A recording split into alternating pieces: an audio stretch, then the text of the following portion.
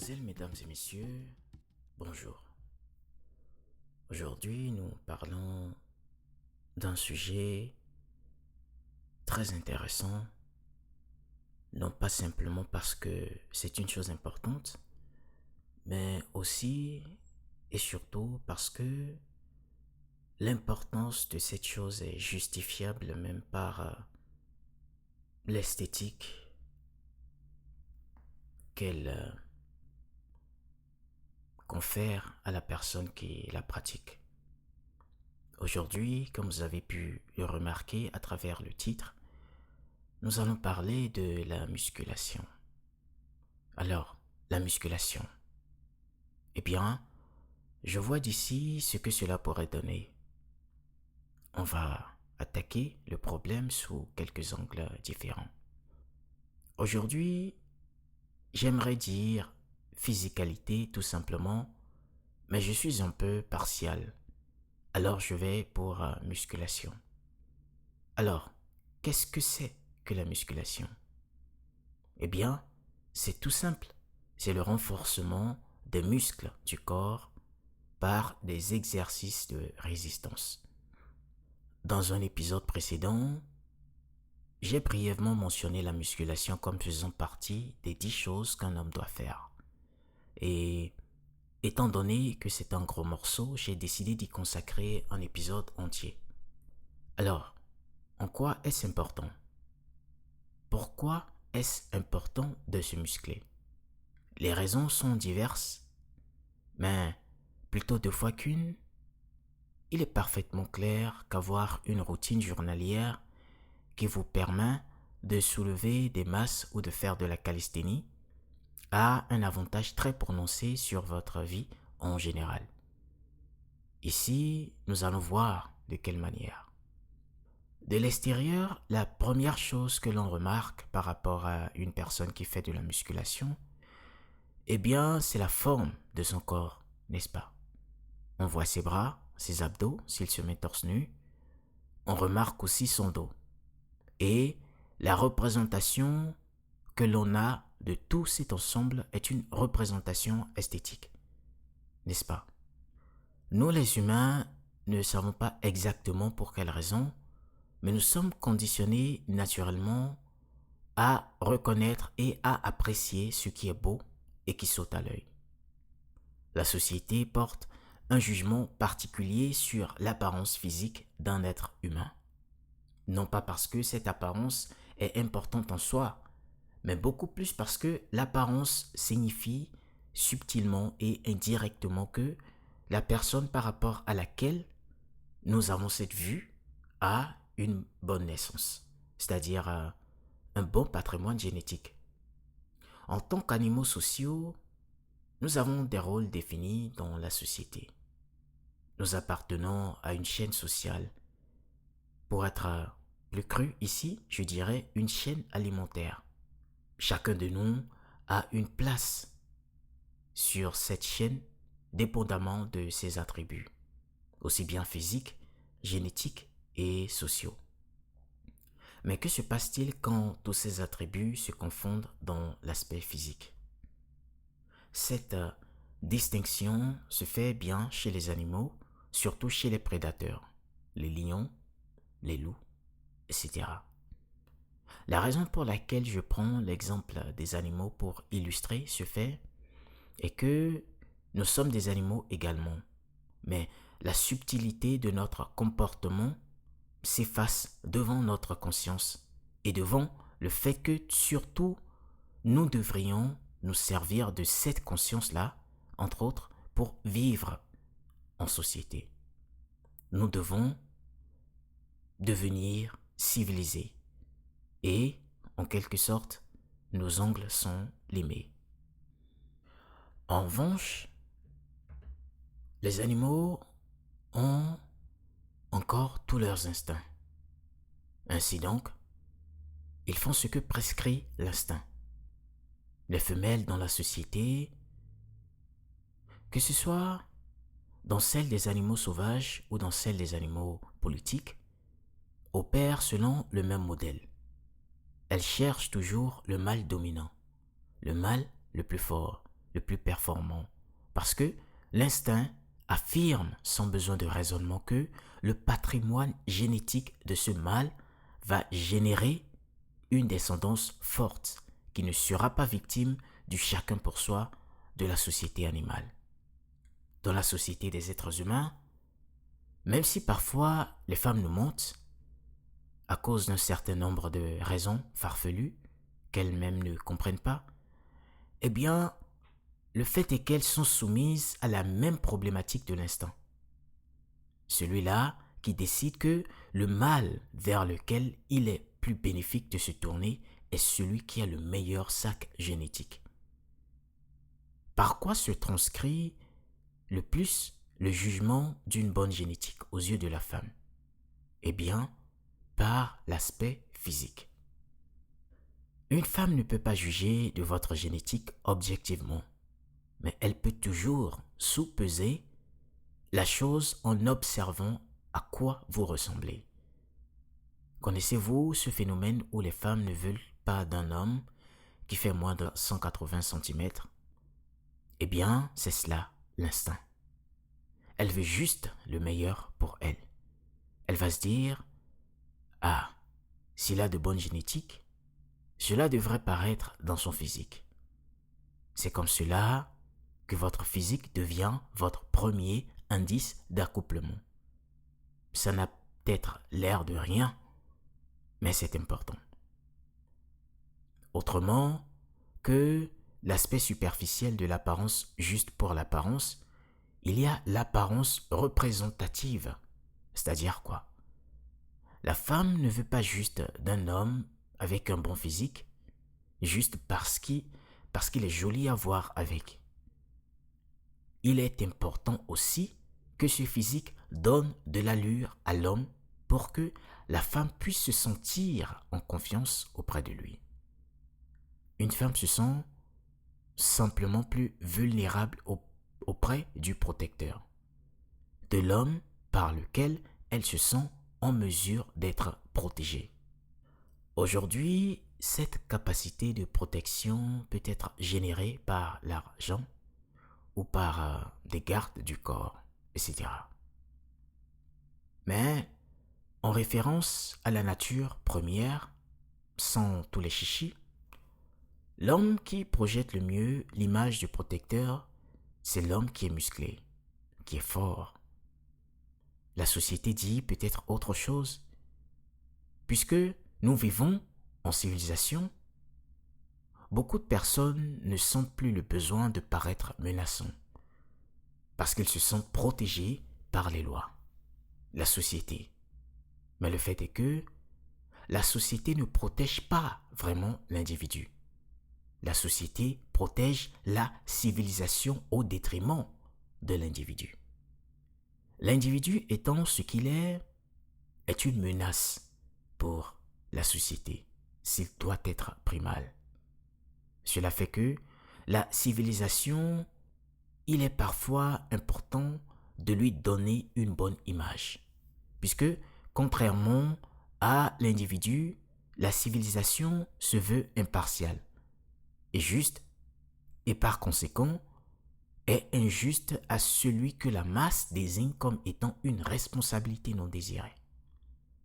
Ainsi, le concept de la civilisation est un couteau à double tranchant, qui peut bien être en faveur de l'individu quand sa vue est favorisée par la masse, mais elle peut se retourner contre lui également quand cet individu est capable de menacer l'existence même de la civilisation.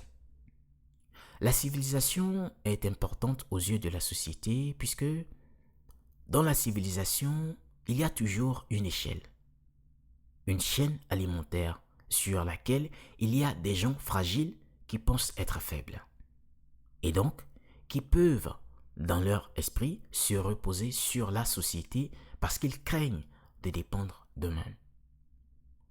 Comprenez bien la différence que je fais entre faible et fragile. La faiblesse, c'est un état de vulnérabilité. C'est ce que nous représentons tous. Nous sommes tous faibles. Cependant, la fragilité, c'est le choix de la faiblesse.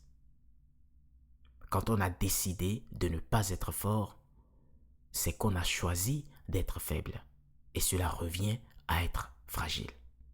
Ces gens fragiles alors sont ceux dépendants de la civilisation qui construisent le déséquilibre qui parfois fait du tort aux gens forts justement parce qu'ils sont forts.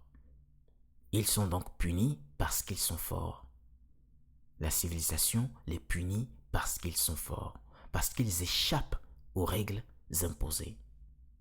Friedrich Nietzsche pense que la force, loin d'être juste un concept physique, est aussi une affirmation de la vie, de la créativité et du dépassement.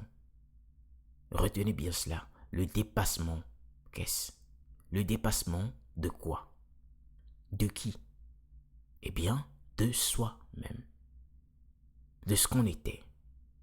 Cette force alors devient l'emblème non pas seulement de la virilité de l'homme, mais aussi et surtout de l'identité. Car quand on est fragile, on n'a pas d'identité. On est juste quelqu'un. Mais quand on est fort, on est identifiable. Et je ne dis pas force en termes de force physique, mais de capacité d'assertion. Mais ici, il ne s'agit pas juste de se dire qu'on est fort, parce que cela ne se traduit pas juste comme cela dans la réalité. Il faut plutôt poser une action concrète par rapport à soi-même pour se persuader avec preuve à l'appui qu'on a réellement décidé d'être plus fort que soi-même. C'est-à-dire moins faible qu'hier et pas ricochet alors, pas fragile du tout. C'est cette décision de pragmatisme qui s'exprime symboliquement à travers la musculation. Vous comprenez à quel point c'est profond? Cela va plus loin que le physique. Donc, symboliquement, se muscler veut dire choisir de devenir fort. Choisir de ne pas rester faible. Choisir d'être moins faible chaque jour qu'on se réveille. Puisqu'éventuellement, même les plus forts sont plus faibles que leur état de force prochaine qu'ils vont atteindre. Quand vous allez à la salle de gym, vous vous soumettez à de la résistance, à de la douleur. Une douleur que vous décidez vous-même d'endurer. Et cela vous force mentalement à résister, à développer de la tolérance à la douleur. Et c'est justement cela, devenir fort. C'est développer de la tolérance à la douleur. Et puisque l'homme ne s'arrêtera jamais de ressentir de la douleur, alors il faut s'entraîner à mieux supporter la douleur. C'est cela, le symbolique de la musculation. Le développement du physique incite le mental à la performance.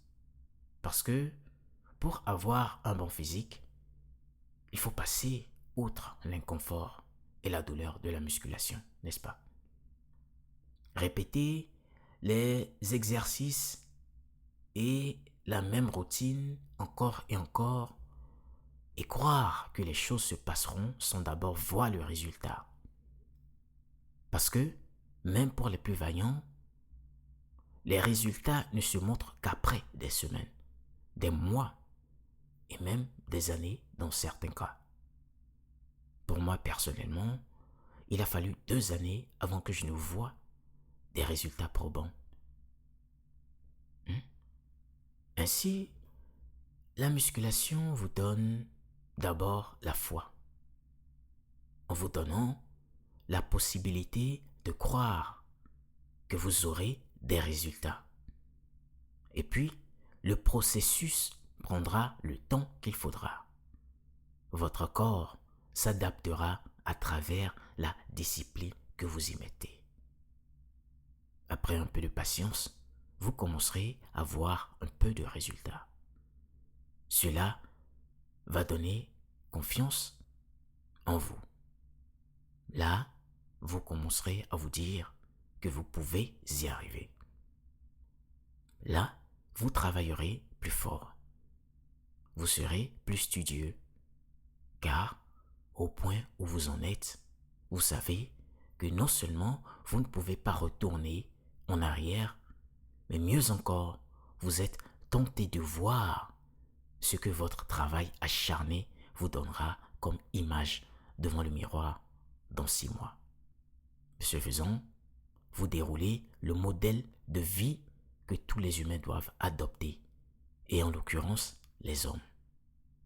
Quel est ce modèle? Eh bien, c'est simple. Croire que ça peut et va se passer. Adopter ensuite la bonne méthode, être discipliné, être patient et savoir qu'il y a un potentiel ultime à atteindre. Ultimement, la musculation est juste une feuille de route pour réussir, même dans la vie, quand on y pense. Vous renforcez votre corps. Puis, dans la même ligne d'idée, vous implémentez des techniques vitales qui permettront que vous atteigniez vos objectifs, et ces techniques valent tout, absolument tout. Et elles valent aussi pour tous vos projets. Si un jour, vous vous êtes posé la question, comment réussir dans un tel projet? Si la réponse ne se présente pas à vous d'elle-même, eh bien, commencez à vous muscler. Vous verrez que la réponse est là juste devant vous. La musculation vous dira: veux-tu avoir le même corps que ton athlète préféré? Eh bien, il n'y a pas de recette magique. Commence, fais un pas à la fois. Évolue progressivement. Travaille chaque jour. Sois patient, sois discipliné. Même les jours où tu ne veux pas le faire, fais-le. Ça prendra du temps, mais ce n'est rien. Car tout ce qui est bien prend du temps à se construire. Le plus intéressant est que cela vaut pour toutes vos entreprises dans votre vie. Que ce soit en affaires, dans une construction, peut-être, ou dans n'importe quelle autre chose que vous aurez entamée. La méthode demeure la même. Pas de raccourci. Alors, vous acquérez de la confiance en ce sens que, oui, vous y êtes arrivé. Vous avez travaillé dur pour que vos pectoraux sortent, vos épaules, vos bras et tout le reste. Ainsi, vous transposez cette même chaleur de volonté dans les autres plans de votre vie. Car vous vous dites que si ça peut marcher sur un plan, eh bien, ça peut aussi marcher sur un autre. L'autre chose également est que la plupart des gens vous laissent en paix justement parce que quand vous êtes musclé, vous ne ressemblez plus exactement au genre de personnes faibles à qui on peut chercher des poux impunément. Et comme cela, si vous êtes un pacifiste, vous pourrez être pacifiste tout à votre aise. Là, personne n'a envie d'avoir des problèmes avec vous parce qu'on ne sait pas concrètement de quoi vous êtes fait. À quel point vous êtes fort, on ne le sait pas. Il est possible même que vous ne le sachiez pas vous non plus. Pensez-y un instant. La dernière raison qui aurait normalement pu être la première, eh bien, c'est celle la plus évidente, la santé. La musculation, ça vous offre de la solidité dans les jointures, une posture correcte. Vos muscles ne se mettent pas à grincer n'importe comment juste parce que vous venez d'atteindre la quarantaine. Certes, au fur et à mesure que l'on prend de l'âge, la régénération cellulaire devient moins effective. Exactement comme pour toutes les autres composantes de votre corps, c'est-à-dire les muscles. Cependant, il est de fortes certitudes que les gens qui travaillent constamment leurs muscles ne connaissent pas les mêmes avaries que les autres qui ne le font pas. Comprenez que quand on meurt à 60 ans, ce n'est pas toujours parce qu'on doit mourir à 60 ans. Parce que 60 ans, c'est juste âgé. Ce n'est pas vieux. Ce n'est pas l'âge auquel on perd la mobilité musculaire. C'est l'âge auquel on peut encore faire tout plein de choses. Si l'on a bien vécu sa tendre jeunesse. Si on rend le corps résistant à la nature par l'entretien constant des muscles qui le forment, eh bien, le corps développe de la résistance pour le temps. On grandit, on prend de l'âge, mais le vieillissement ralentit. Plusieurs études au cours des années ont prouvé que les activités physiques, dont la musculation en particulier, ont des avantages très considérables sur la santé. La musculation améliore la mémoire et la capacité de penser, stimule la croissance et la santé des neurones, réduit le stress et l'anxiété, améliore les fonctions cérébrales, améliore la concentration et favorise la créativité. Et bien sûr, augmente le quotient intellectuel. La raison en est que l'activité physique injecte de l'oxygène dans le cerveau et cette injection de ce gaz important nourrit le sang qui, grâce à son irrigation constante, va nettoyer convenablement le cerveau. Au point où nous en sommes, je crois que vous devez déjà imaginer que la musculation n'est pas une mauvaise chose pour vous. Si vous faites le tour, les avantages qu'il vous offre sont sanitaires, esthétiques, physiques et psychologiques. Il est important que vous sachiez que parfois, la mort, ce n'est pas la tante sorcière. Ce n'est pas la marâtre sorcière non plus. Parfois, c'est juste que nous nous négligeons. Nous ne faisons pas ce qu'il faut pour rester sain et en bonne santé.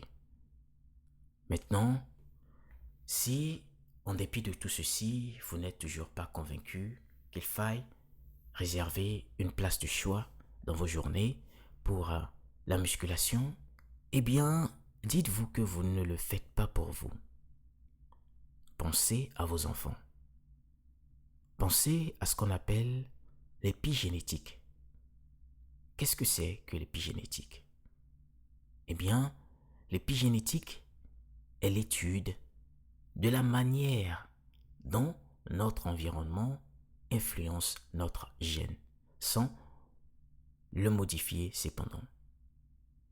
Les changements sont beaucoup plus subtils et ont plus rapport à la chimie des gènes plutôt qu'à leur configuration physique. Quand l'on dit environnement ici, ça englobe toutes les choses qui font les habitudes journalières d'une personne, aussi bien son cercle géographique que ses habitudes actives. Les différentes modifications qui se font dans l'ADN d'une personne du fait de son environnement sont transmissibles par hérédité. En gros, quand on revient au cas de notre sujet d'aujourd'hui, la musculation, cela voudra dire que quand vous vous musclez, c'est que vous octroyez par hérédité une ossature plus solide à votre descendance. Toutes les bonnes habitudes que vous prenez dans votre vie, dans votre environnement physique, mental, passif ou actif, vous les transmettez de façon innée à vos enfants.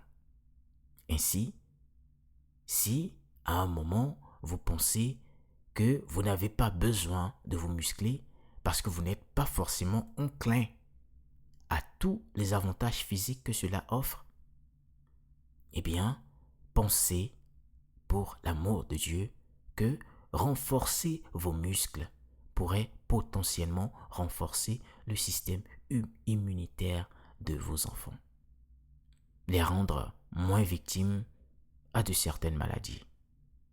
Pensez-y fermement. Je suppose que le genre de parent que vous êtes veut ce qu'il y a de bien pour ses enfants. Dans ce cas, allez-y, fournissez un effort.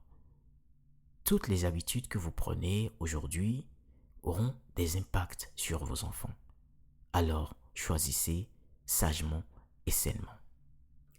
Croyez-le ou pas, si vous ne prenez pas soin de vous, il vous sera extrêmement facile de mourir. Parce que si vous ne prenez pas soin de votre corps, eh bien, votre âme ne voudra pas y vivre. Moi, c'est Ice. Et ici, c'est le Ice Boy.